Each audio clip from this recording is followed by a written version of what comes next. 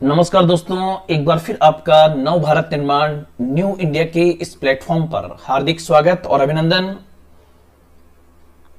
फिर एक नई ऊर्जा के साथ, नई उमंग के साथ, नए उत्साह के साथ और पूरी विश्वसनीयता के साथ नव भारत निर्माण अर्थात न्यू इंडिया के इस प्लेटफॉर्म के माध्यम से मैं दौलत खान फिर एक बार आपके पास भारतीय राज्य व्यवस्था का एक और महत्वपूर्ण टॉपिक आपके सामने प्रस्तुत करने के लिए आया हूं, जिसमें आज हम आरएस मुख्य परीक्षा के दृष्टिकोण से 15, 50 और 100 शब्दों में आंसर राइटिंग किस प्रकार से की जाती है उसका ओवरव्यू मैं आपके सामने प्रस्तुत करूंगा।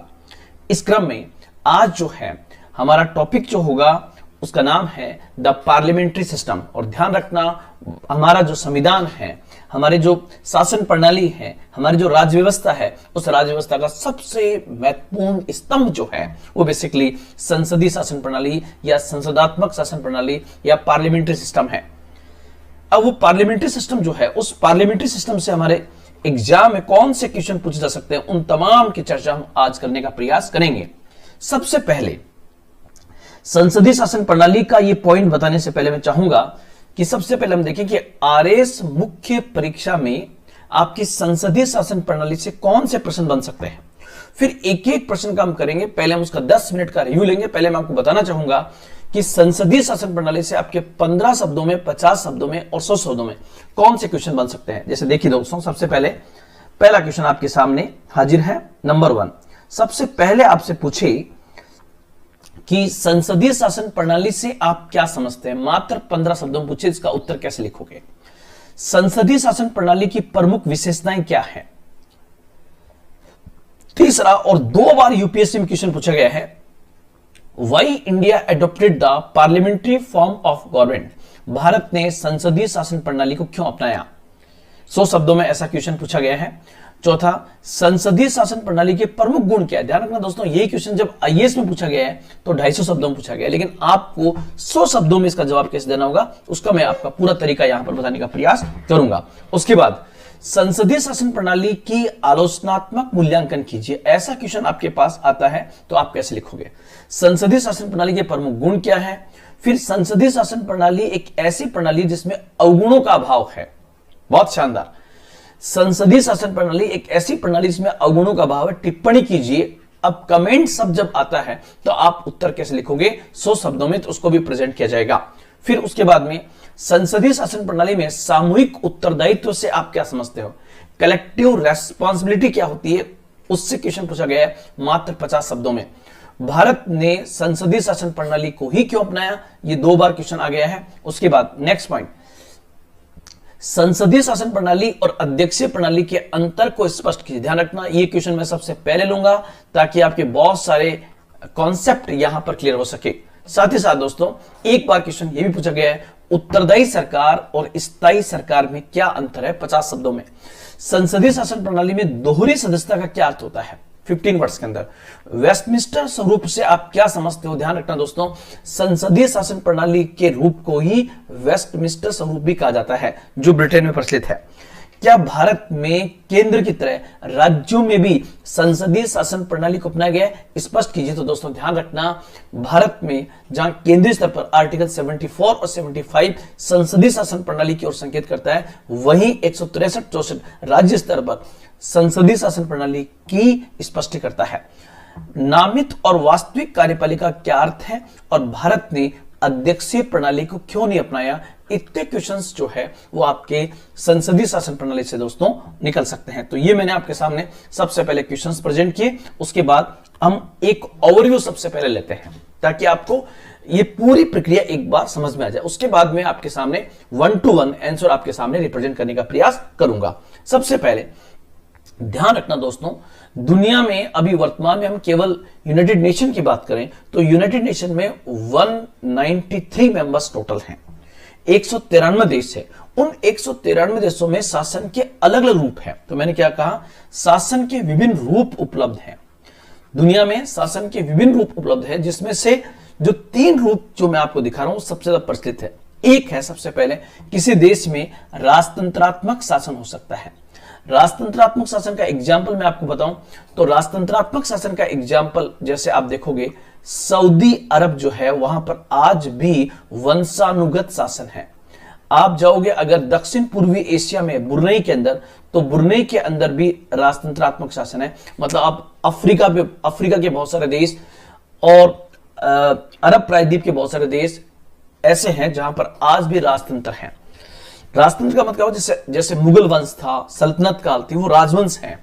राजस्थान के राजपुताना के अंदर कई शासन ऐसे थे जो सब के सब राजतंत्रात्मक, अर्थात वह शासन जिसमें राजा या रानी में संपूर्ण शासन की संप्रभुता निहित होती है और राजा या रानी की मौत के बाद उनका पुत्र या पुत्री जो है वो राजा बन जाते हैं। इस प्रकार की शासन प्रणाली को हम राजतंत्रात्मक शासन कहते हैं। दुनिया के कई देशों में आज भी शासन प्रचलित है, परंतु इस शासन की सबसे बड़ी कमी यह है कि यहां पर जनता की भागीदारी नहीं होती है। जनता की भागीदारी नहीं होती है और नई सरकार जनता के द्वारा चुनी हुई होती है। जब सरकार जनता के द्वारा चुनी हुई नहीं है तो सरकार जनता के प्रति उत्तरदायी भी नहीं होती है। तो पहला हो गया आपका राजतंत्रात्मक। दूसरा, तानाशाही शासन। जब कोई व्यक्ति विशेष जो है अपने साथियों के साथ सत्ता पर काबिज हो जाता है, वो चाहे सेना के माध्यम से हो, जैसे आप देखोगे इसका बहुत सारे एग्जाम्पल है। जैसे आप देखोगे म्यांमार के अंदर अभी जुंटा शासन ने वहां की लोकतांत्रिक सरकार को हटा करके और वहां पर तानाशाही शासन स्थापित कर लिया है। आप देखोगे पाकिस्तान में पाकिस्तान एक ऐसा देश है जहां 47 के बाद 1947 के बाद 4 बार तानाशाही शासन स्थापित हुए हैं। ये तानाशाही अगर सेना के द्वारा स्टैब्लिश की गई हो तो इसे सैन्य तानाशाही कहते हैं। लेकिन पूरी दुनिया में सबसे लोकप्रिय रूप जो है उसको हम कहते हैं लोकतांत्रिक शासन। डेमोक्रेटिक शासन जो है वो बेसिकली दुनिया का सबसे लोकप्रिय, उत्तरदायी, जवाबदेही शासन माना जाता है लोकतांत्रिक शासन। तो हम यहां पर एक पॉइंट हमें मिला, लोकतांत्रिक शासन क्या होता है।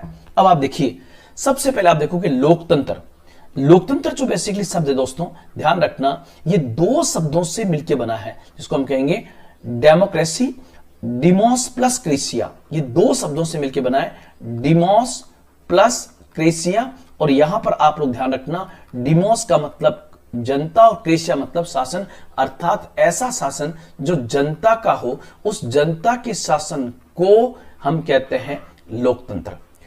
अगर आपसे पूछे कि लोकतंत्र की एक सामान्य परिभाषा क्या है, तो ऐसा शासन जो जनता के लिए, जनता के द्वारा हो, उससे हम लोकतंत्र कहते हैं। और वर्तमान में यूनाइटेड नेशन के जितने भी देश हैं उनमें अधिकांश देशों में डेमोक्रेसी है। ये लोकतंत्र जो है 2 प्रकार का हो सकता है। एक होता है प्रत्यक्ष लोकतंत्र। यदि किसी देश की संपूर्ण जनसंख्या शासन में भागीदारी करे तो इस प्रकार के शासन को हम प्रत्यक्ष लोकतंत्र कहते हैं। मतलब संपूर्ण जनसंख्या की भागीदारी हो, संपूर्ण नागरिक की भागीदारी हो तो हम कहेंगे प्रत्यक्ष लोकतंत्र। लेकिन ध्यान रखना, प्रत्यक्ष लोकतंत्र का कोई स्पष्ट एग्जाम्पल नहीं है, क्योंकि पॉसिबल नहीं हो सकता, एग्जाम्पल नहीं है। लेकिन इसका नियरेस्ट आइडियल एग्जाम्पल जो है वो बेसिकली स्विट्जरलैंड होता है। स्विट्जरलैंड इसका एक बहुत अच्छा एग्जाम्पल माना जाता है। लेकिन ध्यान रखना दोस्तों, वहां पर भी एकदम प्रत्यक्ष लोकतंत्र नहीं है। वहां पर जो भी महत्वपूर्ण निर्णय है उसके लिए जनता के माध्यम से जनमत संग्रह कराया जाता है। जनता के माध्यम से जनमत संग्रह करा करके और या रेफरेंडम करा करके डिसीजन लिया जाता है। इसलिए आप लोग ध्यान रखना, यदि जनता खुद शासन में भागीदारी हो तो हम कहेंगे प्रत्यक्ष लोकतंत्र। और यदि जनता अपने प्रतिनिधियों के माध्यम से शासन करे, जनता अपने रिप्रेजेंटेटिव के माध्यम से शासन करें, तो शासन के ऐसे रूप को हम अप्रत्यक्ष लोकतंत्र कहते हैं, इनडायरेक्ट डेमोक्रेसी कहते हैं। और दुनिया में जो अप्रत्यक्ष लोकतंत्र है दोस्तों, उसके 2 रूप है। ध्यान रखना, अप्रत्यक्ष लोकतंत्र के यहां पर मैं कह सकता हूं कि ये जो लोकतंत्र जिसकी हम बात कर रहे हैं, ये कैसा अप्रत्यक्ष। और अप्रत्यक्ष लोकतंत्र किसे कहते हैं? जब जनता अपने प्रतिनिधियों के माध्यम से शासन करती है तो शासन के ऐसे स्वरूप को हम अप्रत्यक्ष लोकतंत्र कहते हैं। और अप्रत्यक्ष लोकतंत्र की पूरी दुनिया में 2 सबसे बेस्ट प्रणालियां हैं, जिसको एक हम कहते हैं पार्लियामेंट्री फॉर्म ऑफ गवर्नमेंट और दूसरी है अध्यक्षीय शासन प्रणाली। इसको हम कहेंगे इंग्लिश में पार्लियामेंट्री फॉर्म ऑफ गवर्नमेंट और इसको हम कहेंगे प्रेसिडेंशियल फॉर्म ऑफ गवर्नमेंट या राष्ट्रपति शासन प्रणाली, इसको भी कह सकते हैं, या अध्यक्षीय शासन प्रणाली के नाम से जाना जाता है। संसदीय शासन प्रणाली का दुनिया में सबसे बेस्ट एग्जाम्पल जो है वो माना जाता है सबसे पहला यूनाइटेड किंगडम का, यूके का माना जा सकता है। साथ ही साथ क्योंकि यूके में राष्ट्राध्यक्ष जो है वो निर्वाचित नहीं है, इसलिए दुनिया में संसदीय शासन प्रणाली का सबसे बेस्ट एग्जाम्पल अगर आप देखोगे तो भारत माना जाएगा। हालांकि यूके और भारत दोनों में पार्लियामेंट्री फॉर्म ऑफ गवर्नमेंट है। और अध्यक्षीय प्रणाली का सबसे बेस्ट एग्जाम्पल दोस्तों वो है अमेरिका, यूएसए जो है इसका सबसे बेस्ट एग्जाम्पल है। अब थोड़ा सा 5 मिनट का रिव्यू बताना चाहूंगा कि जो लोकतांत्रिक देश हैं उसमें एक देश में संसदीय शासन प्रणाली है, और संसदीय शासन प्रणाली का मैंने एग्जाम्पल आपके सामने सपोज करो दोस्तों ले लिया भारत का, और अध्यक्षीय शासन प्रणाली का मैंने एग्जाम्पल लिया यूएसए का। इसके माध्यम से हम समझने का पूरा प्रयास करेंगे। अब देखिए यहां पर सबसे पहले जैसा कि हम लोग जानते हैं, मान लीजिए मैंने संसदीय शासन प्रणाली किसे कहते हैं, तो ध्यान रखना दोस्तों, सरकार की संसदीय व्यवस्था वह व्यवस्था है जिसमें कार्यपालिका अपनी नीतियों एवं कार्यों के लिए विधायिका अर्थात संसद के प्रति उत्तरदायी होती है। उस शासन के उस रूप को संसदीय शासन प्रणाली कहते हैं। आप कहोगे सर हमें यह परिभाषा समझ में नहीं आई, तो यहां पर मैं थोड़ा सा इसका ओवरव्यू समझा देता हूं। संसदीय शासन प्रणाली, और मैंने भारत का एग्जाम्पल लिया और मैंने मान लीजिए यहां पर लिख दिया ये भारत है। अब भारत में अगर संसदीय शासन प्रणाली है दोस्तों, तो जैसी बात है भारत में संसद होगी।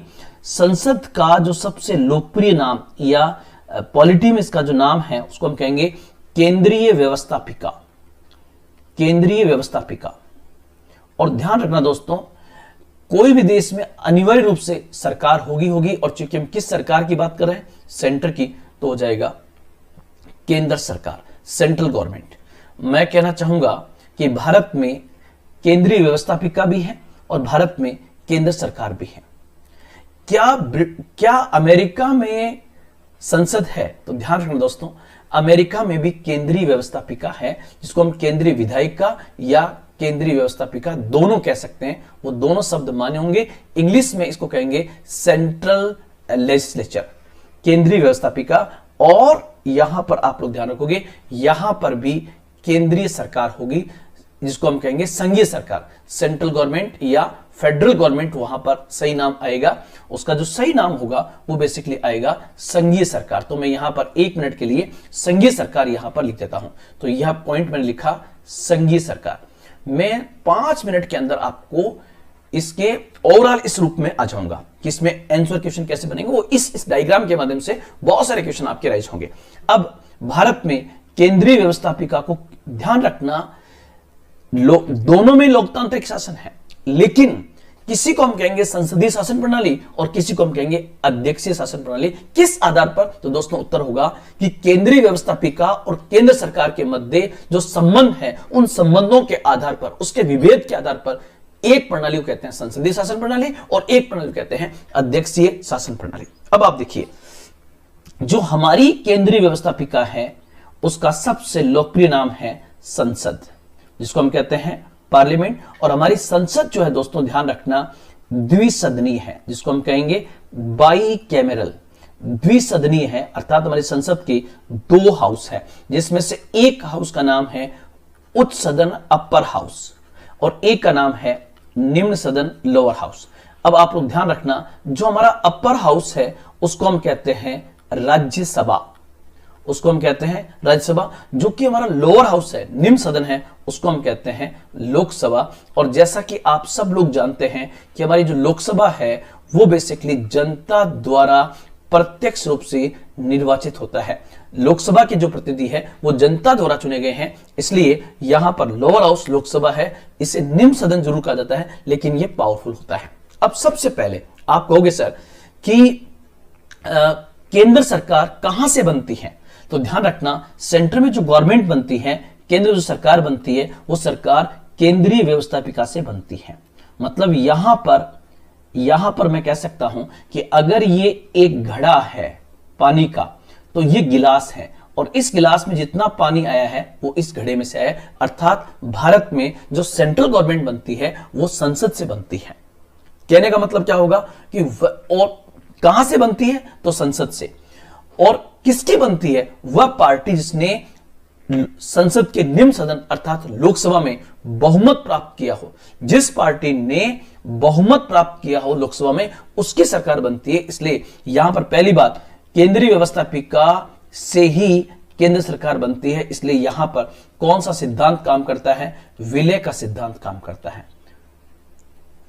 और जो सरकार बनती है वो सरकार बेसिकली उस सरकार की वास्तविक शक्ति जो है, यहां पर आप लोग ध्यान रखना, इसकी जो रियल पावर है, वास्तविक शक्ति है, वो बेसिकली मंत्री परिषद के पास निहित होती है। ये होगी वास्तविक। और इस केंद्र सरकार का जो नाम मात्र का या नामित कह सकते हैं, नाम मात्र की शक्ति जो है वो केंद्र सरकार के औपचारिक प्रमुख अर्थात राष्ट्रपति में निहित होती है। ये पॉइंट आप लोग ध्यान रखना। साथ ही साथ ध्यान रखना, ये जो मंत्री परिषद है ये लोकसभा के प्रति उत्तरदायी होती है, अर्थात यहां पर उत्तरदायित्व का सिद्धांत काम करता है। तो यहां से 2 पॉइंट आपको मिल गए। नंबर 1, संसदीय शासन प्रणाली की पहली विशेषता है कि यहां पर विलय का सिद्धांत काम करता है। नंबर 2, यहां पर उत्तरदायित्व का सिद्धांत काम करता है। यहां पर उत्तरदायित्व का मतलब होगा कि जो मंत्री परिषद अर्थात जो केंद्र सरकार है वह संसद के निम्न सदन अर्थात लोकसभा के प्रति उत्तरदायी होगी। साथ ही साथ यहां पर दोहरी सदस्यता भी काम करती है। यहां पर दोहरी सदस्यता का मतलब होगा कि जो केंद्र में मंत्री बनेगा उस मंत्री का संसद का सदस्य होना जरूरी है। यदि उस संसद का सदस्य नहीं है तो 6 माह के भीतर उसे चुनाव जीतना होगा। अब हम चलते हैं अध्यक्षीय प्रणाली की ओर थोड़ा सा, क्योंकि आगे क्वेश्चन बनेगा आपका, तो ध्यान रखना। यहां पर केंद्रीय व्यवस्थापिका को अमेरिका में कांग्रेस कहते हैं, और अमेरिकी कांग्रेस जो है उसको भी 2 हाउस है, अर्थात वह भी द्विसदनीय है, हम कहेंगे बाई कैमरल है। उसके एक हाउस का नाम है सीनेट, जिसको हम कहेंगे अपर हाउस, और एक हाउस का नाम है हाउस ऑफ रिप्रेजेंटेटिव अर्थात प्रतिनिधि सभा के नाम से उसको जाना जाता है। अब ये उच्च सदन हो गया और ये निम्न सदन हो गया। लेकिन ध्यान रखना, अमेरिका में जो संघीय सरकार बनती है उसमें वास्तविक या नाम मात्र की कोई चीज नहीं होती है। जो भी होती है केवल एक सरकार होती है, और उसका प्रमुख जो है वो बेसिकली राष्ट्रपति होता है। और जो राष्ट्रपति होता है वो केंद्रीय व्यवस्थापिका से नहीं होता है, बल्कि जनता जो है वो बेसिकली एक निर्वाचक मंडल के माध्यम से राष्ट्रपति का चुनाव करती है। तो यहां पर पहला सिद्धांत क्या काम करेगा कि जो संघीय सरकार के जो मेंबर होंगे वो केंद्रीय व्यवस्थापिका के सदस्य नहीं होंगे, अर्थात यहां पर वहां पर सिद्धांत काम कर रहा था विलय का सिद्धांत, और यहां पर सिद्धांत काम करेगा पृथक्करण का सिद्धांत। बहुत इंपॉर्टेंट है। वहां पर पहला पॉइंट आया था क्या? विलय का सिद्धांत, और यहां पर आया है सेपरेशन, प्रिंसिपल ऑफ सेपरेशन। और जबकि यहां पर जो राष्ट्रपति बना है वो हाउस ऑफ रिप्रेजेंटेटिव के प्रति उत्तरदायी नहीं है, बल्कि यहां पर स्थायित्व का सिद्धांत काम करता है। अगर एक बार राष्ट्रपति बन गया तो वह 4 साल तक रहेगा। यदि बीच में वो मर जाता है तो इस स्थिति में उपराष्ट्रपति राष्ट्रपति बन जाएगा। तो ये मैंने एक ओवरव्यू आपको देने का प्रयास किया कि संसदीय शासन प्रणाली में केंद्रीय व्यवस्थापिका और केंद्र सरकार के बीच क्या रिलेशन होता है। अब इसी आधार पर हम बहुत सारे प्रश्नों को करने का प्रयास करेंगे। एक हम यहां पर देख लें थोड़ा सा कि पार्लियामेंट्री सिस्टम ऑफ गवर्नमेंट जो है उसका अगर मैं ओवरव्यू दूं आपको, तो यहां पर ड्यूअल एग्जीक्यूटिव है, दोहरी कार्यपालिका, अर्थात एक वास्तविक कार्यपालिका जो मंत्री परिषद कहते हैं और एक नाम मात्र की जो राष्ट्रपति होता है। मेजोरिटी पार्टी रूल, वह पार्टी जिसने लोकसभा में बहुमत प्राप्त किया हो उसकी सरकार बनती है। कलेक्टिव रेस्पॉन्सिबिलिटी, जो भी मंत्री परिषद है वो सामूहिक रूप से लोकसभा के प्रति उत्तरदायी होती है। डबल मेंबरशिप, जो सरकार का मंत्री होता है वो बेसिकली संसद का सदस्य होना जरूरी है। यदि वो संसद का सदस्य नहीं है तो 6 माह के भीतर उसे चुनाव जीतना होगा। यहां पर केंद्रीय मंत्रिपरिषद का नेतृत्व जो है वो प्रधानमंत्री करता है, और राष्ट्रपति जब चाहे लोकसभा को विघटित कर सकता है, जबकि वहां पर नहीं कर सकता। यहां पर फ्यूजन ऑफ पावर्स है, मतलब शक्तियों का मिश्रण है, वहां शक्तियों का सेपरेशन है। देखो यहां पर ड्यूअल एग्जीक्यूटिव, यहां पर सिंगल एग्जीक्यूटिव। ये अमेरिका का सिस्टम है जिसको हम कहते हैं अध्यक्षीय शासन प्रणाली। यहां पर प्रेसिडेंट प्रेसिडेंट और लेजिस्लेचर इलेक्टेड सेपरेटली, मतलब राष्ट्रपति और विधायिका का चुनाव पूरी तरह से अलग अलग होता है। यहां पर उत्तरदायित्व सिद्धांत नहीं काम करता है, बल्कि यहां पर स्थायित्व का सिद्धांत काम करता है। सिंगल मेंबरशिप का मतलब क्या होगा, जो राष्ट्रपति का सचिव होगा, जिसको हम कहते हैं विदेश सचिव, हमारे यहां कहते हैं विदेश मंत्री, वहां कहेंगे foreign secretary for the president of America, वो अगर विधायिका का सदस्य तो वहां से उसको इस्तीफा देना पड़ेगा। डोमिनेशन ऑफ प्रेसिडेंट, यहां पर राष्ट्रपति का प्रभुत्व ज्यादा होता है, लेकिन राष्ट्रपति निम्न सदन को विघटित नहीं कर सकता, और यहां पर सेपरेशन ऑफ पावर होता है। तो ये पॉइंट्स हमें यहां पर समझने होंगे। अब इसके आधार पे हम एक एक क्वेश्चन को करने का प्रयास करते हैं। अब देखिए, आप सबसे पहला क्वेश्चन 15 शब्दों के अंदर 15 वर्ड्स में पहला क्वेश्चन आपके पास में जो आया, वो पहला प्रश्न है, संसदीय शासन प्रणाली से आप क्या समझते हैं। मान लीजिए आपको 15 शब्दों में ये दिया गया, तो आप इसमें सबसे पहले जब 15 वर्ड्स में लिखोगे आप, तो दोस्तों ध्यान रखना, 15 वर्ड्स में जब लिखते हैं तो शब्दों से ज्यादा इंपॉर्टेंट जो है वो बेसिकली आयाम होते हैं। आपको सर आयाम क्या होते हैं, आयाम का मतलब होता है डायमेंशन, मतलब एक उत्तर जो आप 15 शब्दों में रिप्रेजेंट कर रहे हो उसको कितने डायमेंशन के साथ प्रस्तुत कर रहे हो, वो सबसे इंपॉर्टेंट होगा। तो आप जब संसदीय शासन प्रणाली लिखोगे तब आप इसमें क्या बताओगे, सबसे पहले जो कीवर्ड्स हैं वो कीवर्ड्स आपको यूज में लेने होंगे, ताकि आपसे एग्जामिनर बहुत बेहतर तरीके से प्रभावित हो सके। अब वो कीवर्ड्स कौन कौन से होंगे। नंबर 1 देखो, सबसे पहले नंबर 1 पहला पॉइंट जो होगा, पहला पॉइंट आप इसकी स्टार्टिंग कहां से करना, लोकतंत्र से, मतलब मैं कह सकता हूं लोकतांत्रिक शासन प्रणाली का, मतलब एक कीवर्ड हो गया लोकतांत्रिक शासन। दूसरा आपको बताना है, दूसरा यह भी एक प्रकार की व्यवस्था है, तो एक शब्द यूज करेंगे व्यवस्था का। तीसरा आप इसमें एक इंपॉर्टेंट शब्द यूज में लोगे, जो होगा आपका केंद्रीय व्यवस्थापिका, मतलब संसद, ये आप यूज में लेना। और केंद्रीय व्यवस्थापिका आएगी तो केंद्रीय कार्यपालिका भी आएगी, मतलब सेंट्रल एग्जीक्यूटिव जिसको हम केंद्र सरकार कहते हैं, उसका भी आपको यूज कर रहा है। और चौथा और इंपॉर्टेंट है विलय का सिद्धांत, विलय का सिद्धांत। और पांचवा और सबसे इंपॉर्टेंट, क्योंकि संसदीय शासन प्रणाली की सबसे महत्वपूर्ण विशेषता जो है वो बेसिकली है सामूहिक उत्तरदायित्व, कलेक्टिव रेस्पॉन्सिबिलिटी। तो दोस्तों आप लोग ध्यान रखना, जब पहली बात तो आपसे क्वेश्चन ये पूछे कि संसदीय शासन प्रणाली से आप क्या समझते हो, तो इसका मतलब यह नहीं हुआ कि आपको भारत की संसदीय शासन प्रणाली बतानी है, बल्कि वो किसी भी शासन प्रणाली को आपसे पूछ सकता है, किसी भी शासन प्रणाली को। तो आपको एक वृहद डायमेंशन के साथ उत्तर लिखना होगा। कैसे, अब 15 वर्ड्स है तो 15 शब्दों वाले इस प्रश्न को आप जो है लगभग 20 शब्दों तक लिख सकते हो, इतनी जगह वहां पर होती है जो हमने आंसर राइटिंग देखी उसके अंदर। तो सबसे पहले लोकतांत्रिक शासन की वह व्यवस्था जिसमें केंद्रीय कार्यपालिका का गठन केंद्रीय व्यवस्थापिका से अर्थात विलय के सिद्धांत के आधार पर होता है, एवं केंद्रीय कार्यपालिका केंद्रीय व्यवस्थापिका के प्रति सामूहिक रूप से उत्तरदायी होती है। केंद्रीय व्यवस्थापिका के निम्न सदन अर्थात लोकसभा के प्रति सामूहिक उत्तरदायी होती है। तो यहां पर सबसे इंपॉर्टेंट, अगर आपने ऐसे लिख दिया तो ये आपका सही उत्तर माना जाएगा, क्योंकि दो सिद्धांत यहां पर इंपॉर्टेंट है, विलय का सिद्धांत और सामूहिक उत्तरदायित्व का। अगर ये क्वेश्चन 50 शब्दों में पूछे तो आप फिर लिख सकते हो कि यहां राष्ट्रपति निम्न सदन को विघटित कर सकता है, यहां पर वास्तविक कार्यपालिका और नामित कार्यपालिका और दोहरी सदस्यता का प्रावधान काम करता है। ये उत्तर आपका इस रूप में आएगा। नेक्स्ट पॉइंट, संसदीय शासन प्रणाली की प्रमुख विशेषताएं क्या है। संसदीय शासन प्रणाली की प्रमुख विशेषताएं आपसे पूछे, what are the important features of parliamentary form of government. ये क्वेश्चन 2 बार यूपीएससी जैसे एग्जाम में पूछा गया है। अगर आपसे पूछे कि संसदीय शासन प्रणाली की प्रमुख विशेषताएं क्या है, तो आप 50 शब्दों में लिखने से पहले आपके दिमाग में 5 पॉइंट्स आना जरूरी है। 5 पॉइंट, और वो 5 पॉइंट कौन से होंगे दोस्तों, वो 5 पॉइंट आप चाहो तो विशेषताओं को, मैं तो यहां पर डायग्राम बना के लिख रहा हूं, आपको तो वैसे लिखना है लाइन वाइज।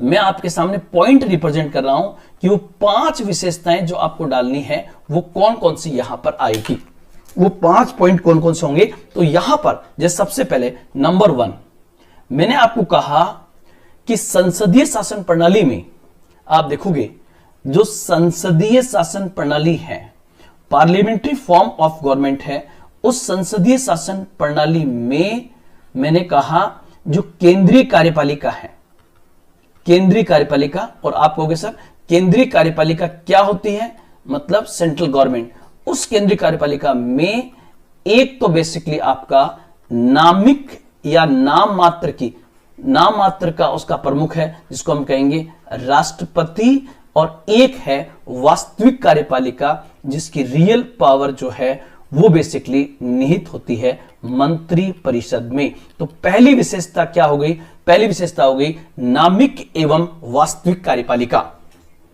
नामिक एवं वास्तविक कार्यपालिका का प्रोविजन इसमें होता है, नंबर 1। नंबर 2 ध्यान रखना दोस्तों, यहां पर जो मंत्री परिषद है, मंत्री परिषद, उसमें पॉइंट क्या आएगा, मंत्री परिषद, और सबसे इंपॉर्टेंट सिद्धांत सामूहिक उत्तरदायित्व का सिद्धांत है। मतलब मंत्री परिषद सामूहिक रूप से उत्तरदायी होगी किसके प्रति, लोकसभा के प्रति। और लोकसभा कौन है दोस्तों, वह सदन जो जनता द्वारा प्रत्यक्ष रूप से निर्वाचित किया गया है। दूसरा पॉइंट आपका ये होगा। तीसरा पॉइंट आपको ध्यान रखना, यहां पर इसकी विशेषता है कि यहां पर विलय का सिद्धांत काम करता है। आप कहोगे सर विलय का सिद्धांत का मतलब क्या होगा, विलय के सिद्धांत का मतलब होगा कि संसद से ही सरकार बनती है, जो सरकार बनती है वो सरकार के जितने मंत्री होंगे वो सब के सब संसद के किसी न किसी हाउस के मेंबर होंगे। तो यहां पर विलय का सिद्धांत काम करता है। साथ ही साथ मैं कह सकता हूं यहां पर दोहरी सदस्यता का प्रावधान है। दोहरी सदस्यता का मतलब क्या होगा, दोहरी सदस्यता का मतलब जो सरकार का मंत्री है वो सरकार का मंत्री तभी बन पाएगा जब वह संसद का सदस्य है। तो इस आधार पर मैं कह सकता हूं ये दोहरी सदस्यता का प्रोविजन यहां पर काम कर सकता है। और पांचवा और इंपॉर्टेंट क्या है, राष्ट्रपति जो है, राष्ट्रपति निम्न सदन को विघटित कर सकता है, राष्ट्रपति निम्न सदन को विघटित कर सकता है। और ध्यान रखना दोस्तों, छठा पॉइंट भी डाल सकते हो, और 6th पॉइंट जो आपका होगा वो होगा कि यहां स्थायित्व की तुलना में उत्तरदायित्व को अधिक वरीयता दी गई है, उत्तरदायित्व को अधिक वरीयता दी गई है। अतः यदि कोई सरकार लोकसभा में समय से पहले विश्वास खो देती है तो दूसरी सरकार अर्थात विपक्ष जो है सरकार बने दावा पेश करके वैकल्पिक सरकार की स्थापना की जा सकती है। तो ये वैकल्पिक सरकार का जो प्रोविजन है ये जो है ये भी इसकी विशेषताओं में आएगा। तो ये पॉइंट आपको यहां पर बहुत अच्छे से डालना है। तो ये पॉइंट आओ, और साथ ही साथ आप लोग ध्यान रखना अगर ये 100 शब्दों में आए तो कुछ पॉइंट और डाल देना। जैसे यहां पर जितने मंत्री हैं वो सबसे ज्यादा जिस चीज का ध्यान रखते हैं वो है गोपनीयता, सरकार की प्राइवेसी किसी भी हालत में भंग नहीं होनी चाहिए। और 8वां पॉइंट यहां पर इस मंत्रिपरिषद का नेतृत्व किसके हाथ में होता है, प्रधानमंत्री के नेतृत्व, जो मंत्रिपरिषद का प्रधान होता है। तो ये पॉइंट्स दोस्तों आपको सबसे पहले संसदीय विशेषताओं में डालना है। ये पॉइंट्स अगर आपने डाल दिए तो आपका बहुत बेहतर उत्तर आएगा यहां पर 50 वर्ड्स के अंदर।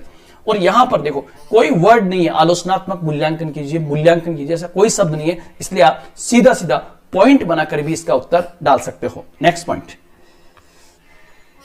बहुत अच्छा क्वेश्चन पूछा गया है कि भारत ने संसदीय शासन प्रणाली को क्यों अपनाया।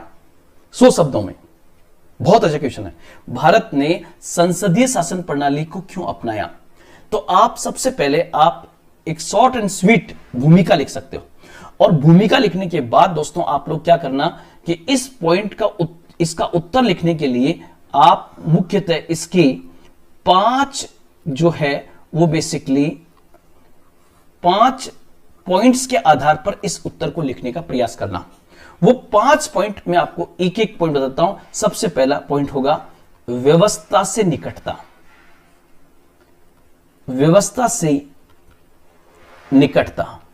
आप होगे सर इसका मतलब क्या होगा, इसका मतलब होगा कि भारत लगभग 200 वर्षों तक ब्रिटेन का उपनिवेश रहा। और चूंकि ब्रिटेन में लोकतंत्र की संसदीय व्यवस्था प्रचलित थी और भारत का संवैधानिक विकास ब्रिटेन के अंतर्गत हुआ, अर्थात 1773 के रेगुलेटिंग एक्ट से लेकर 1792, 1813, 1833, 1853, 1858, 1861, 1892, 1909, 1935 एक लंबा संवैधानिक विकास ब्रिटेन के अंतर्गत भारत में होता है। और चूंकि ब्रिटेन में संसदीय शासन प्रणाली प्रचलित थी, इसलिए व्यवस्था से निकटता के कारण भारत ने भी संसदीय शासन प्रणाली को अपना लिया। ये आपको एज इट इज उत्तर जो है दोस्तों आगे पूरा लिखा हुआ मिल जाएगा। ये मैंने पूरा उत्तर आपके सामने प्रस्तुत किया है, पहला पॉइंट। दूसरा पॉइंट आप लोग ध्यान रखना दोस्तों कि जो भारत है, भारत एक बहुसांस्कृतिक देश है, मल्टी कल्चरल कंट्री है। आप कहोगे सर बहुसांस्कृतिक देश किसे कहते हैं? बहुसांस्कृतिक देश वो होता है जिसमें विभिन्न प्रकार की संस्कृतियां निवास करती हो, विभिन्न प्रकार के धर्म के लोग निवास करते हो, विभिन्न प्रकार की भाषाओं के लोग निवास करते हो, विभिन्न प्रकार के क्षेत्रों के लोग निवास करते हो। और ध्यान रखना इस प्रकार के समाज की विशेषता होती है कि वो समाज विकास से ज्यादा अपनी भागीदारी पर बल देता है। अर्थात जैसे आप देखोगे तमिल संस्कृति, तेलुगु संस्कृति, कन्नड़ संस्कृति, भोजपुरी संस्कृति, कश्मीरी संस्कृति, गुजराती संस्कृति, महाराष्ट्रीय संस्कृति, मतलब जब कोई मंत्री बनाया जाएगा, भारत जब केंद्रीय मंत्री परिषद बनेगी तो इस बात का स्पेशल ध्यान रखा जाएगा कि भारत के सभी संस्कृतियों से मंत्री बनाए जाएं, ताकि हर संस्कृति थोड़ा हो। साथ ही साथ भारत में 4 प्रमुख धर्म हैं, हिंदू, मुस्लिम, सिख, ईसाई। उनको रिप्रेजेंटेशन देने का पूरा प्रयास किया जाएगा। साथ ही साथ बहुत सारी भाषाएं हैं, हिंदी, अंग्रेजी, तेलुगु, कन्नड़, तमिल, उन भाषाओं का भी रिप्रेजेंट दिया जाएगा। साथ साथ क्षेत्र कश्मीर, नॉर्थ ईस्ट, पश्चिमी भारत, दक्षिण भारत, पूर्वी भारत, मध्य भारत, तो उस रिप्रेजेंटेशन को वैसे भी दिया जाएगा। इसलिए संसदीय शासन प्रणाली के माध्यम से सभी की भागीदारी को सुनिश्चित किया जा सकता था, इसलिए भारत ने इस व्यवस्था को अपनाया। साथ ही साथ दोस्तों आप लोग ध्यान रखना, साथ ही साथ तीसरा पॉइंट जो है, जो आपको लगता है कि भारत ने इस व्यवस्था को क्यों अपनाया, तो इस व्यवस्था में तानाशाही का खतरा बहुत कम है। तानाशाही का खतरा कम। आप कहोगे सर अगर भारत के पास 2 ही विकल्प थे, या तो संसदीय शासन प्रणाली को अपनाता और या फिर भारत के पास में था कि वो अध्यक्षीय शासन प्रणाली को अपनाना, तो अगर भारत अध्यक्षीय शासन प्रणाली को अपनाता तो आपको बताया कि अध्यक्षीय शासन प्रणाली में सत्ता एक व्यक्ति विशेष के हाथ में पूरी तरह से केंद्रित होने की संभावना रहती है। तो आपको सर अमेरिका में पिछले 250 साल से वहां पर चल रहा है, तो हमारे यहां पर तानाशाही कैसे आएगी? अमेरिकी समाज और भारतीय समाज में अंतर है। अमेरिकी समाज शिक्षित समाज है। भारत 1947 में भारत की साक्षरता का लेवल इतना ज्यादा नहीं था, भारतीय समाज इतना जागरूक नहीं था। और जब जागरूक समाज नहीं होता है तो जिसके हाथ में सत्ता आती है वह सत्ता पर कब्जा करने का पूरा प्रयास करता है और तानाशाही का खतरा मंडराता है। तो ये पॉइंट भी आपको यहां पर ध्यान में रखना है। साथ ही साथ भारत ने संसदीय शासन प्रणाली को इसलिए अपनाया कि इस शासन प्रणाली में बेसिकली विधायिका एवं कार्यपालिका, मतलब संसद और सरकार के मध्य सहयोग और समन्वय की संभावना ज्यादा होती है, क्योंकि जिस पार्टी की सरकार बनती है उस पार्टी का संसद में बहुमत होगा, इसलिए यहां पर टकराव की संभावना कम होती है। जबकि अध्यक्षीय शासन प्रणाली में विधायिका और कार्यपालिका में टकराव की संभावना ज्यादा होती है। इसलिए भारत ने संसदीय शासन प्रणाली को इसलिए अपनाया क्योंकि यहां विधायिका और कार्यपालिका के मध्य सहयोग और समन्वय की संभावना अधिक थी। और सबसे इंपॉर्टेंट आपको पता है कि भारत एक उपनिवेश रहा और औपनिवेशिक काल के अंदर जितने भी गवर्नर जनरल आए, जितने भी वायसरॉय आए, वो जनता के प्रति उत्तरदायी नहीं थे। इसलिए हमने आजादी के बाद जो फॉर्मेट समझा, हमने कहा कि सरकार भले 1 दिन हो, चाहे 13 दिन चले, चाहे 13 महीने चले और चाहे 5 साल चले, वो सरकार जनता के प्रति उत्तरदायी होनी चाहिए। तो हमने किस सरकार को वरीयता दी? उत्तरदायी सरकार को वरीयता देने के कारण, ये इन पॉइंट्स के कारण भारत ने संसदीय शासन प्रणाली को अपनाया था। तो ये पॉइंट आपको यहां पर स्पेशली ध्यान में रखने हैं। नेक्स्ट पॉइंट, आगे बढ़ते हैं। एक आपसे पूछे कि संसदीय शासन प्रणाली के प्रमुख गुण क्या है, the important features of parliamentary form of government, संसदीय शासन प्रणाली के प्रमुख गुण क्या है, तो ध्यान रखना दोस्तों, सबसे पहले आप क्या करना है, यहां पर प्रमुख गुणों से पहले सबसे पहले भूमिका के अंदर आप संसदीय शासन प्रणाली की एक छोटी सी परिभाषा यहां पर डाल देना, जो मैंने आपको सबसे पहले बताई है, और उसके बाद इसके गुणों को चाहो तो पॉइंट वाइज करके एक एक पॉइंट को यहां पर बहुत बेहतर तरीके से डिस्क्राइब कर सकते हो और आप फिर अपना उत्तर लिख सकते हो। ध्यान रखना, मैं ऐसे डायग्राम बना के आपके सामने रिप्रेजेंट कर रहा हूं, आपको इतने डायग्राम बनाने की आवश्यकता नहीं है, सीधा आप वहां पर उत्तर अपना प्रस्तुत कर सकते हो। अब जैसे यहां पर मैं कहना चाहूंगा कि संसदीय शासन प्रणाली के प्रमुख गुण क्या है, इंपॉर्टेंट फीचर्स कौन से हैं, तो नंबर 1 इसका सबसे पहला गुण जो मैं मानता हूं वो है, यहां पर सबसे बड़ा गुण है कि संसदीय शासन प्रणाली में उत्तरदायित्व का सिद्धांत काम करता है। और इसी पॉइंट को दोस्तों आप लोग डिस्क्राइब भी कर देना, मैंने पीछे समझा दिया है, पॉइंट में आपको निकाल दूंगा। नंबर 2 यहां पर विलय का सिद्धांत काम करता है। विलय का सिद्धांत काम क्या होता है ये मैंने आपको पीछे पूरा समझा दिया है उस डायग्राम के माध्यम से। तीसरा पॉइंट दोस्तों आप लोग ध्यान रखना, यहां पर तानाशाही का प्रतिषेध है, तानाशाही का प्रतिषेध है, ये पॉइंट भी आपको यहां पर डालना है। चौथा पॉइंट जो है यहां पर व्यापक प्रतिनिधित्व दिया जाता है। मतलब व्यापक प्रतिनिधित्व का मतलब क्या होगा कि भारत जो एक बेसिकली आप देखोगे भारतीय समाज जो है वो एक बहुसांस्कृतिक समाज है और उस बहुसांस्कृतिक समाज में सब जाति समाज क्षेत्र के लोग चाहते हैं को उनको भागीदारी मिले और वो इस प्रकार की शासन प्रणाली के माध्यम से अर्थात संसदीय शासन प्रणाली के माध्यम से बहुत बेहतर तरीके से संभव है। तो ये पॉइंट भी आप इसमें डाल सकते हो। साथ ही साथ यहां पर एक सरकार, मान लीजिए वो सरकार सही काम नहीं कर रही है और उस सरकार के खिलाफ अविश्वास प्रस्ताव पास हो जाता है। अविश्वास प्रस्ताव का अधिकार यहां पर विपक्ष को दिया गया है, तो अविश्वास प्रस्ताव यदि पास हो गया तो संसदीय शासन प्रणाली की विशेषता होगी कि यहां पर वैकल्पिक सरकार की व्यवस्था हो सकती है, अर्थात विपक्ष अगर बहुमत का दावा करे तो वो सरकार बिल्कुल 100% बन सकती है। तो यहां पर यह भी पॉइंट आपको यहां पर ध्यान रखना होगा कि यहां पर वैकल्पिक सरकार का फॉर्मूला भी यहां पर अपनाया जा सकता है। 5वां पॉइंट, संसदीय शासन प्रणाली की आलोचनात्मक मूल्यांकन कीजिए। बहुत अच्छा क्वेश्चन है दोस्तों, और 100 वर्ड्स में। तो सबसे पहले आप क्या लिखोगे यहां पर, मतलब इसके आप ध्यान रखना, सबसे पहले तो आप यहां पर जाइए आलोचनात्मक मूल्यांकन। पहली बात तो जो मूल्यांकन शब्द आएगा, तो मूल्यांकन शब्द की विशेषता क्या होती है कि मूल्यांकन शब्द में हमें क्या करना होता है कि इसकी कौन सी उपलब्धियां हैं, उपलब्धियां, और यहां पर उपलब्धियों का मतलब होगा संसदीय शासन प्रणाली के कौन से गुण हैं और कौन सी इसकी कमियां हैं, और यहां पर कमियों का मतलब क्या होगा, दोष।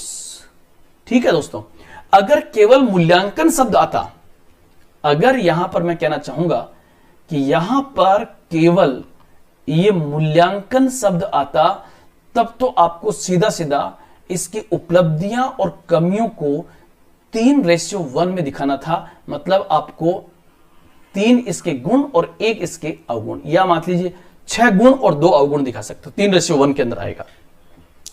लेकिन जस्ट चूंकि यहां पर आ गया है, शब्द आ गया है आलोचनात्मक मूल्यांकन, शब्द यहां पर आ गया है आलोचनात्मक मूल्यांकन, तो यहां पर आप लोग ध्यान रखेंगे आलोचनात्मक मूल्यांकन की इस स्थिति में यहां पर ये जस्ट उल्टा हो जाएगा, इसकी उपलब्धियों को कम दिखाना है और इसकी कमियों को ज्यादा दिखाना है, 1:3 के अंदर दिखाना है। आप देखिए क्वेश्चन क्या पूछ रहा है, संसदीय शासन प्रणाली की आलोचनात्मक मूल्यांकन कीजिए, क्रिटिकल इवोल्यूशन करना है। और जब क्रिटिकल इवोल्यूशन किया जाता है तो ध्यान रखना उसके कुछ गुण बताते हुए उसके दोषों को ज्यादा दिखाना है।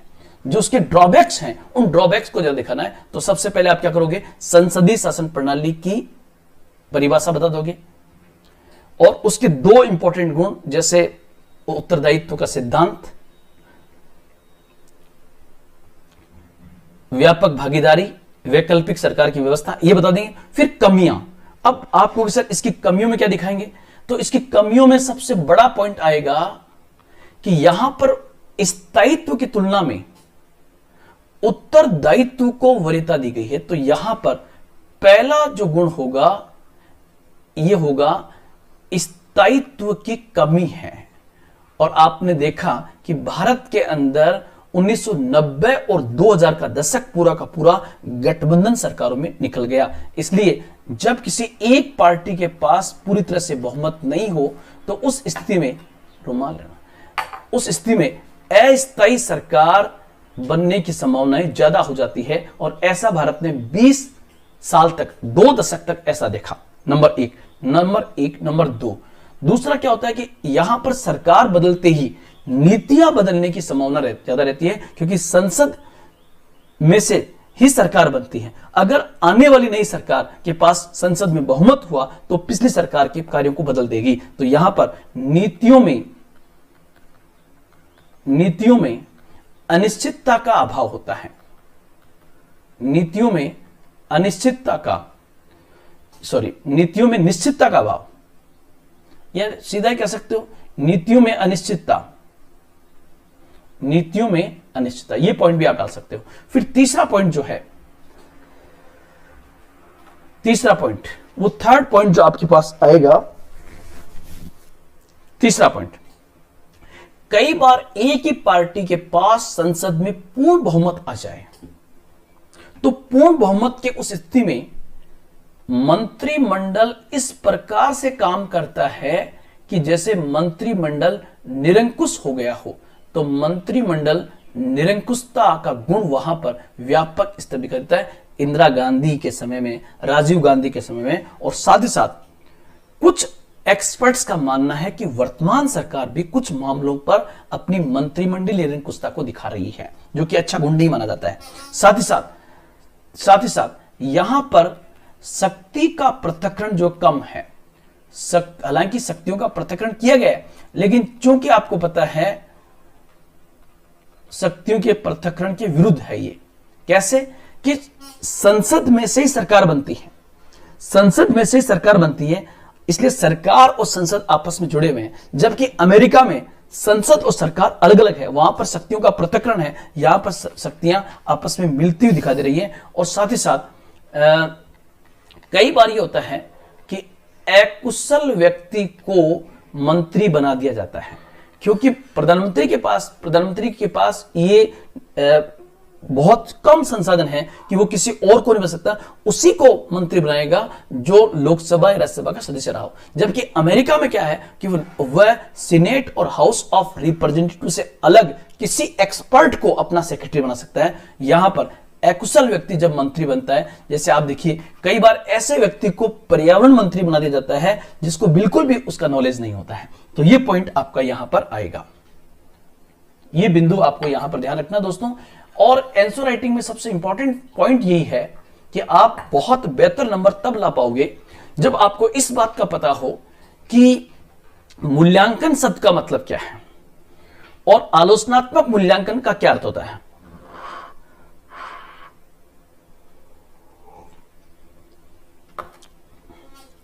उसके बाद नंबर 6 पे चलते हैं। संसदीय शासन प्रणाली एक ऐसी प्रणाली है जिसमें अवगुणों का अभाव है। अवगुण का मतलब क्या होगा दोस्तों? अवगुण का मतलब होगा ऐसी प्रणाली जिसमें दोषों का अभाव है। दोषों का अभाव है। हां, एक पॉइंट में बताना भूल गया, जब आप उत्तर लेखन लिखोगे तो उसमें कुछ इसकी उपलब्धियां दिखाने के बाद इसकी कमियों को ज्यादा फोकस करना इस वाले क्वेश्चन में। आगे बढ़ते हैं। संसदीय शासन प्रणाली एक ऐसी प्रणाली जिसमें अवगुणों का अभाव है, मतलब अवगुण नहीं है। टिप्पणी कीजिए, और ध्यान रखना दोस्तों, जब टिप्पणी शब्द आएगा तो वहां पर 100% इसका इंग्लिश वर्जन होगा, कमेंट कीजिए। और जब भी किसी क्वेश्चन के लास्ट में कमेंट शब्द आता है तब आप लोग ध्यान रखना, हमें सबसे पहले जो स्टेटमेंट दिया गया है उस स्टेटमेंट के पक्ष में लिखना है, उसके बाद हमें उसके स्टेटमेंट के विपक्ष में लिखना है, और लास्ट में हमें एक संतुलित दृष्टिकोण व्यक्त करना है, एक बैलेंस व्यू प्रेजेंट करना है, संतुलित दृष्टिकोण प्रस्तुत करना है, संतुलित दृष्टिकोण वहां पर व्यक्त करना है।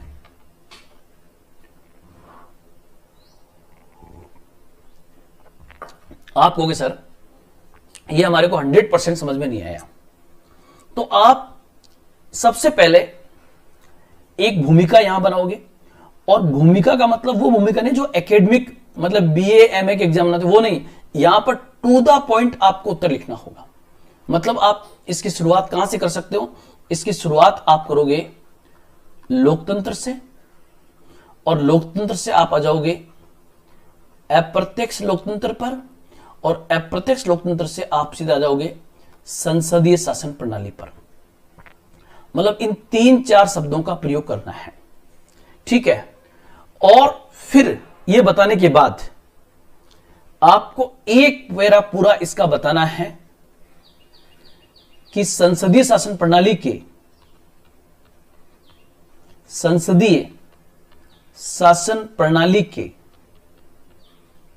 गुण क्या है।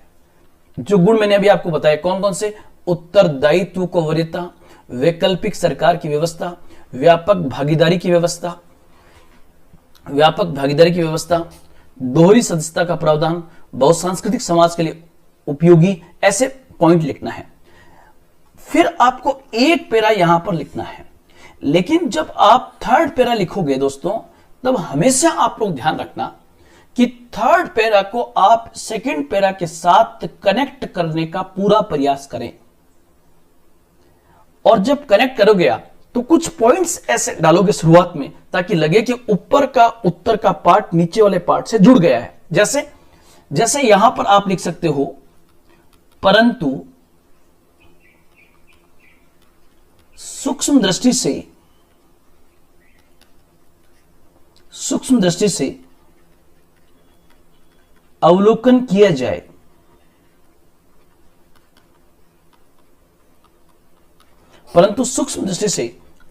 किया जाए तो संसदीय शासन प्रणाली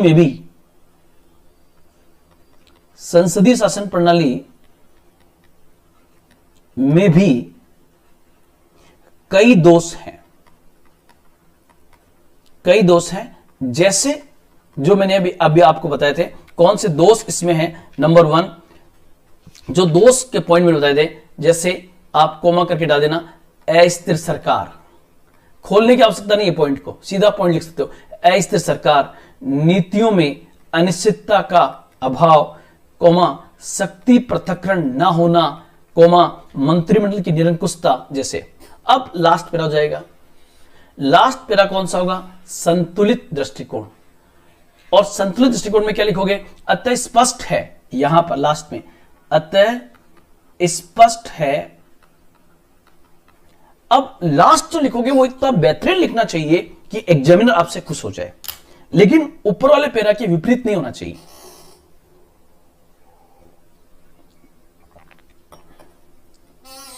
कैसे लिखोगे, अतः स्पष्ट है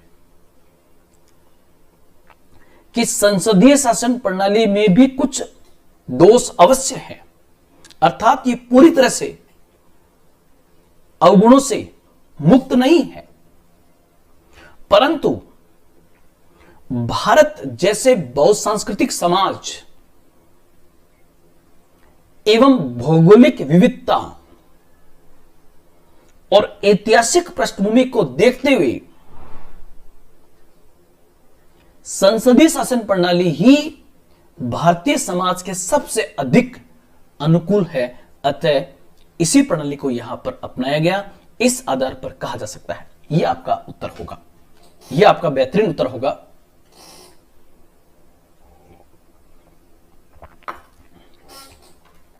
आगे चलते हैं। नेक्स्ट पॉइंट, संसदीय शासन प्रणाली में सामूहिक उत्तरदायित्व से आप क्या समझते हैं 50 शब्दों में। तो क्या उत्तर होगा, इसको आप लिखोगे, संसदीय शासन प्रणाली की सबसे महत्वपूर्ण विशेषता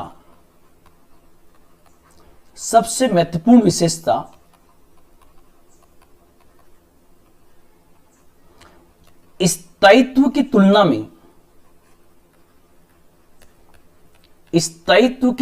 में यहां पर उत्तरदायित्व को अधिक वरीयता प्रदान की गई है। उत्तरदायित्व को अधिक वरीयता प्रदान की गई है, जिसका अर्थ है कि केंद्रीय कार्यपालिका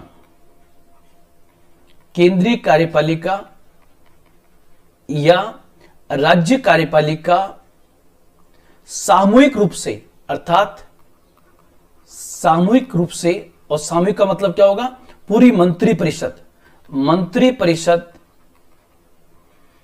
संसद के निम्न सदन अर्थात लोकसभा और राज्य स्तर पर विधानसभा, मतलब अगर राज्य की बात करेंगे तो विधानसभा और संसद की बात करेंगे तो लोकसभा के प्रति सामूहिक रूप से उत्तरदायी होंगे। इसका अर्थ यह भी है कि यदि सरकार के किसी एक मंत्री पर आरोप लगता है और उस आरोप के लिए विपक्ष लोकसभा में अविश्वास प्रस्ताव लाता है तो पूरी सरकार के विरुद्ध माना जाएगा। अर्थात संसदीय शासन प्रणाली में स्थायित्व की तुलना में सामूहिक उत्तरदायित्व को सबसे अधिक वरीयता प्रदान की गई है। दोस्तों ध्यान रखना, 50 शब्दों में भी आप इंपॉर्टेंट कीवर्ड्स को पहले निकाल लेना, नहीं तो अदरवाइज कीवर्ड्स अगर नहीं होंगे तो उत्तर इतना मजा नहीं आएगा। साथ ही साथ संसदीय शासन प्रणाली में सामूहिक उत्तरदायित्व का आप क्या समझते हो, तो आप दोनों डायमेंशन कवर करना, केंद्र और राज्य दोनों। केंद्र जब लिखोगे तो केंद्रीय मंत्रिपरिषद और राज्य स्तर पर राज्य मंत्रिपरिषद। केंद्रीय स्तर पे लोकसभा निम्न सदन है, राज्य स्तर पर विधानसभा है, बाकी सब सेम हो जाएगा। तो यह आपका बेहतरीन उत्तर माना जाएगा। नेक्स्ट पॉइंट, भारत ने संसदीय शासन प्रणाली को क्यों अपनाया, ये क्वेश्चन रिपीट हो गया है, ये मैंने इसका जवाब पहले दे दिया है, तो वहां पर आप देख लेना। भारत एवं ब्रिटेन दोनों में ही संसदीय शासन प्रणाली है, परंतु फिर भी दोनों में स्पष्ट रूप से अंतर पाया जाता है। अंतर के इन बिंदुओं को रेखांकित कीजिए।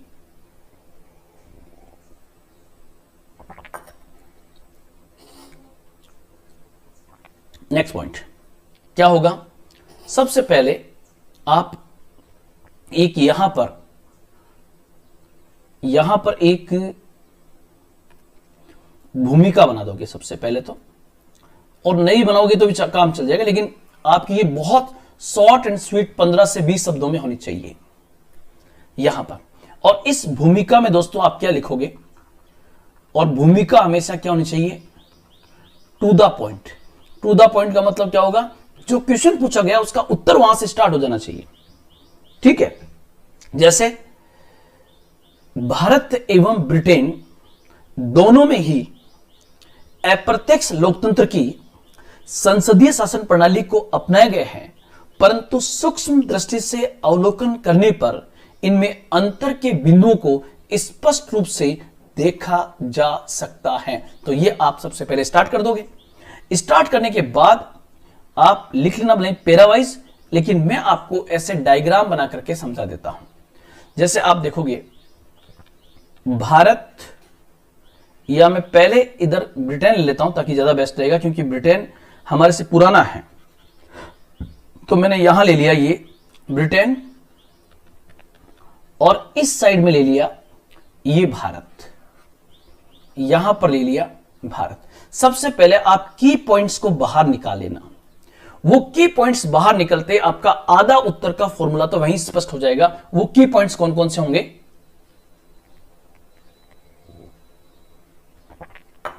देखो सबसे पहले नंबर 1, ब्रिटेन बेसिकली राजतंत्रात्मक, लोकतंत्रात्मक राष्ट्र है, जबकि भारत लोकतांत्रिक गणराज्य है। पहला अंतर तो यहां पर आ गया, पहला अंतर तो यहां पर आ गया। मतलब क्या हुआ कि दोनों ही देश, चाहे भारत हो और चाहे ब्रिटेन हो, दोनों में ही संसदीय शासन प्रणाली है, लेकिन इसके बावजूद भी दोनों में स्पष्ट रूप से अंतर देखा जा सकता है। वो अंतर किस किस फॉर्म में है? नंबर 1, राजतंत्रात्मक लोकतंत्रात्मक। इसका मतलब क्या होगा कि ब्रिटेन की राष्ट्राध्यक्ष जो है वो बेसिकली महारानी है और महारानी का पद वंशानुगत है, जबकि भारत में राष्ट्राध्यक्ष जो है राष्ट्रपति है और राष्ट्रपति जो है वो बेसिकली भारत में निर्वाचित है, भले ही वो अप्रत्यक्ष रूप से निर्वाचित हो लेकिन निर्वाचित है। मतलब पहला अंतर क्या होगा? राजतंत्रात्मक और भारत क्या है? गणराज्य है। ब्रिटेन राजतंत्रात्मक, जहां पर वंशानुगत अध्यक्ष है देश का। दूसरा, हाँ, यह समानता है कि दोनों में क्या है? लोकतंत्र है। दोनों में समानता है, दोनों लोकतंत्र है। पहला पॉइंट, इसको मैं यहां ले लेता हूं, ये पहला पॉइंट। अब इसका दूसरा पॉइंट मैं यहां ले लूंगा ताकि आपको दिखाई दे। तो दूसरा पॉइंट यहां पर आपका दोस्तों, जो आपका सेकंड पॉइंट आएगा वो होगा कि जो ब्रिटिश पीएम है, ब्रिटिश पीएम जो है वो बेसिकली ब्रिटिश संसद की निम्न सदन का सदस्य होना अनिवार्य है। मतलब ब्रिटिश प्रधानमंत्री के लिए जरूरी होगा, जो भी पीएम बने वो संसद के निम्न सदन का सदस्य होना जरूरी है। जबकि भारत में क्या होगा? भारत में पीएम जो है वो बेसिकली संसद के किसी भी सदन का सदस्य हो सकता है। संसद के किसी भी सदन का सदस्य हो सकता है, अर्थात वह लोकसभा या राज्यसभा दोनों में किसी का हो सकता है। इवन यदि वो नहीं भी है तो 6 माह के भीतर उसे संसद का सदस्य बनना होगा। ये वहां पर है। तीसरा पॉइंट आपको ध्यान रखना कि वहां पर ब्रिटेन के अंदर जो अविश्वास प्रस्ताव है, ब्रिटेन में जो अविश्वास प्रस्ताव है वो मंत्री खिलाफ भी लाया जा सकता है और मंत्री परिषद के खिलाफ भी लाया जा सकता है। यहां पर जो अविश्वास प्रस्ताव है वो बेसिकली सरकार के खिलाफ लाया जाएगा, किसी मंत्री विशेष के खिलाफ नहीं आता है। तो तीसरा पॉइंट आप लोग ये ध्यान रखना। चौथा आप लोग ध्यान रखना, भारत में छाया मंत्रिमंडल का प्रावधान नहीं है। ये छाया मंत्रिमंडल, आप इससे पहले वाला मेरा वीडियो है उसमें मैंने पूरा शैडो कैबिनेट समझा रखा है, उसमें आप देखना। जबकि भारत में छाया मंत्रिमंडल का प्रावधान नहीं है, छाया मंत्रिमंडल का प्रावधान नहीं है। ये पॉइंट भी आप लोग यहां पे ध्यान रखना। साथ ही साथ ब्रिटेन के अंदर पांचवा, यहां पर संसद, ब्रिटिश संसद दुनिया की सबसे ताकतवर संसद मानी जाती है। मतलब ब्रिटेन में संसद संप्रभु है, जबकि भारत में आप लोग ध्यान रखना, हमारे यहां पर संविधान सर्वोच्च है और संविधान ने फिर कार्यपालिका, विधायिका और न्यायपालिका को शक्तियों का विभाजन किया है। ये 5 पॉइंट्स के आधार पर आप इसके अंतर को स्पष्ट कर सकते हो।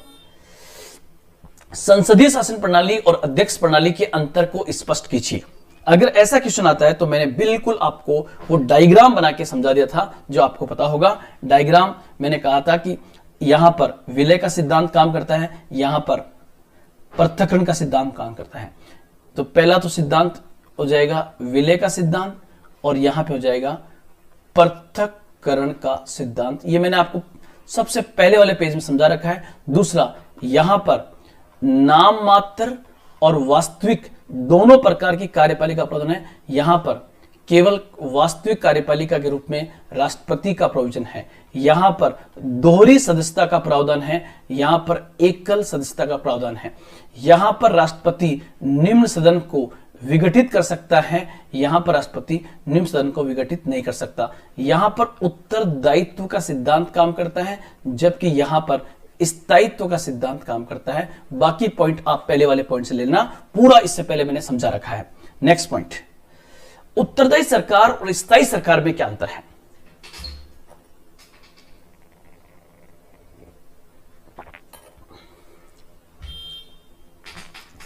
यहां पर इसका मतलब क्या होगा दोस्तों, यहां पर इसका इतना ही मतलब है कि उत्तरदायी सरकार का मतलब थोड़ा सा आपको खींच के लाना है किसको, संसदीय शासन प्रणाली को।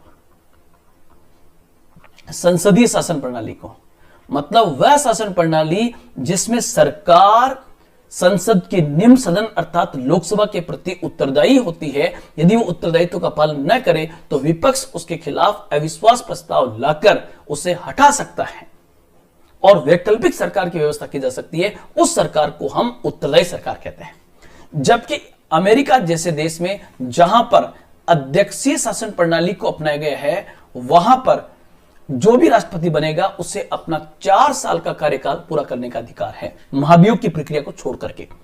यदि राष्ट्रपति बीच में मर भी जाए तो उस स्थिति में उपराष्ट्रपति जो है वहां पर राष्ट्रपति बन जाता है। संसदीय शासन प्रणाली में दोहरी सदस्यता का क्या अर्थ है? तो दोहरी सदस्यता का मतलब यहां पर होगा कि जैसे एक हो गई केंद्रीय व्यवस्थापिका, और हमारे देश में केंद्रीय व्यवस्थापिका का लोकप्रिय नाम है संसद, और संसद के 2 हाउस हैं, एक का नाम हो गया राज्यसभा और एक का नाम हो गया लोकसभा, और एक हो गई केंद्र सरकार या केंद्रीय कार्यपालिका। उस केंद्रीय कार्यपालिका का ही सबसे लोकप्रिय नाम क्या है? केंद्र सरकार। और इस केंद्र सरकार की वास्तविक शक्ति किसके पास में है? तो वास्तविक शक्ति मंत्री परिषद के पास में है। यह पॉइंट मैंने आपको पहले भी समझा है और एक बार उत्तर के रूप में और समझा देता हूं।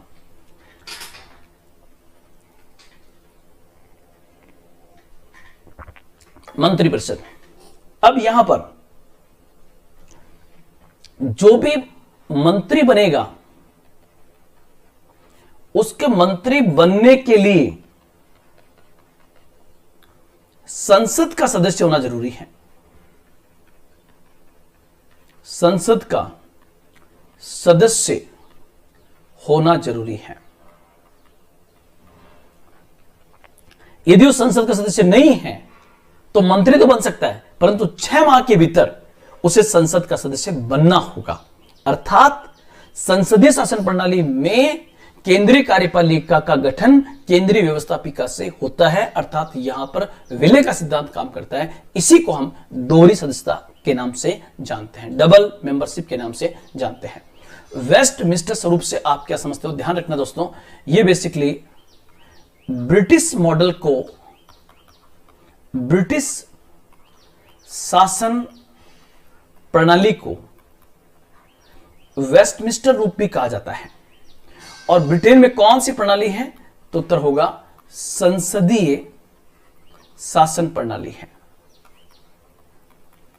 और इसी के कुछ और एग्जाम्पल भी आप डाल सकते हो, जैसे भारत, बांग्लादेश, पाकिस्तान, ये सब के सब जो है वो बेसिकली वेस्टमिंस्टर रूप के ही प्रावधान है, जैसे कनाडा, ये सब के सब। तो आप क्या लिखोगे? ब्रिटिश शासन प्रणाली अर्थात संसदीय शासन प्रणाली को वेस्टमिंस्टर स्वरूप के नाम से भी जाना जाता है।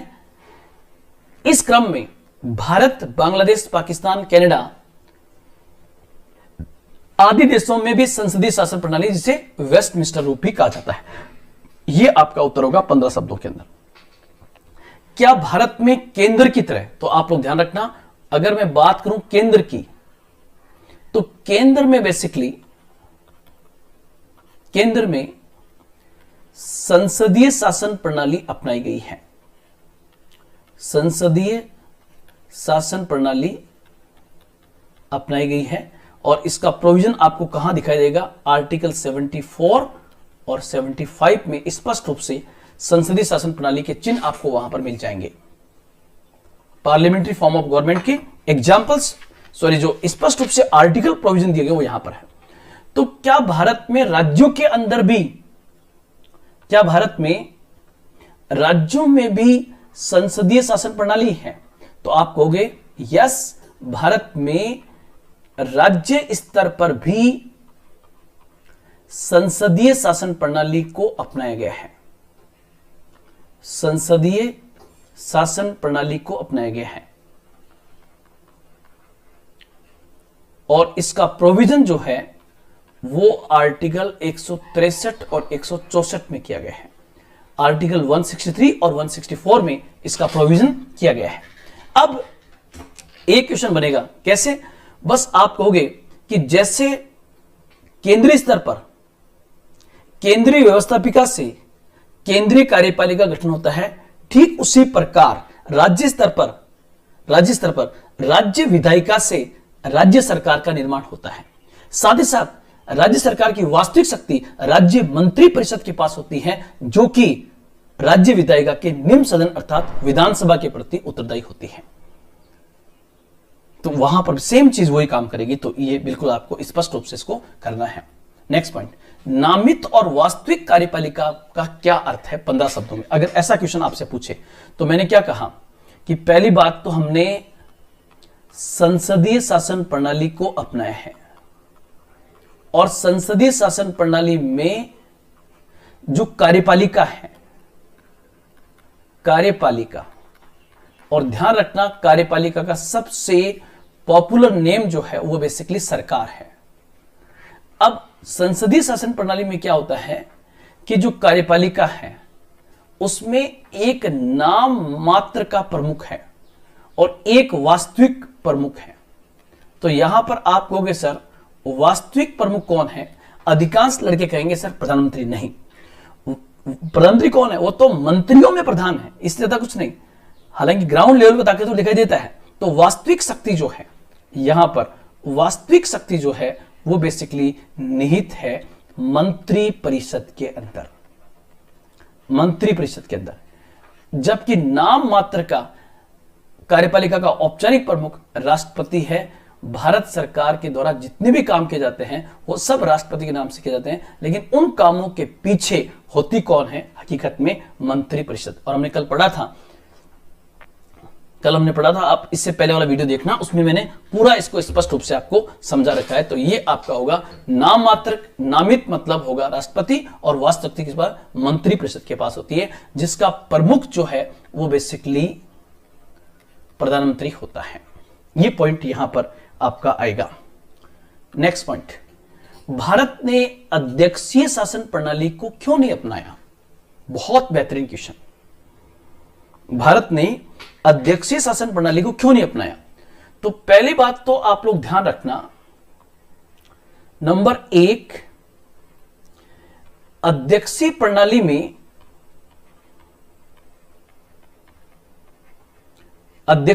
में सत्ता जो है वो बेसिकली व्यक्ति विशेष के नाम पर आती है।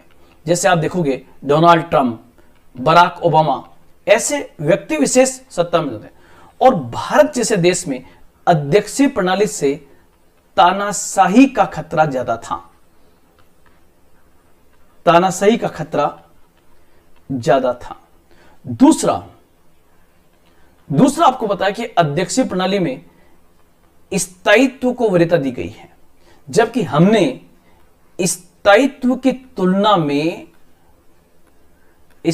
में उत्तरदायित्व को वरीयता दी कि जो भी सरकार बने वो चाहे भले ही एक दिन के लिए रहे, लेकिन वो सरकार जनता के प्रति उत्तरदायी होनी चाहिए। क्योंकि ब्रिटिश इतने लंबे समय तक भारत में रहे तो उन्होंने तानाशाही प्रकार की शासन प्रणाली अपनाया था। इसलिए भारत जब आजाद हुआ तो हमने सौगंध खाई कि भले हमारी सरकार एक दिन की हो, लेकिन वो सरकार जो है वो उत्तरदायी होनी चाहिए। इस कारण से हमने इस चीज को अपनाया था।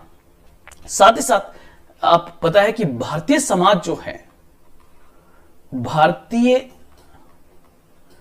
समाज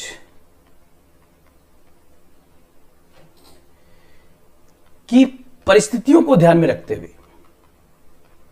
अब भारतीय समाज की परिस्थितियां क्या है दोस्तों, इसमें आप लोग ध्यान रखोगे। जैसे नंबर 1 आप लोग ध्यान रखना, भारत एक बहुसांस्कृतिक समाज है और इस समाज में कई जातियां, धर्म और क्षेत्र के लोग निवास करते हैं। पहला पॉइंट ये। दूसरा, बहुभाषी समाज है, बहुधार्मिक समाज है, बहुधार्मिक समाज है। अब इन सब की भागीदारी जो है वो संसदीय शासन प्रणाली के माध्यम से ज्यादा संभव थी। संसदीय शासन प्रणाली के माध्यम से ज्यादा संभव थी। और चौथा पॉइंट आप लोग ध्यान रखना, भारत ब्रिटेन का उपनिवेश था।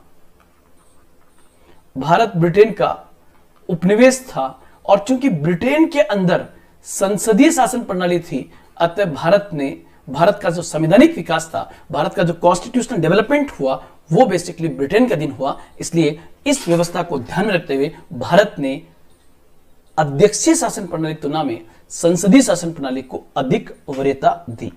तो ये पॉइंट आपको ध्यान रखना दोस्तों। और इसके बाद ये आपके अध्यक्षीय प्रणाली के गुण और दोष आपके सामने हैं।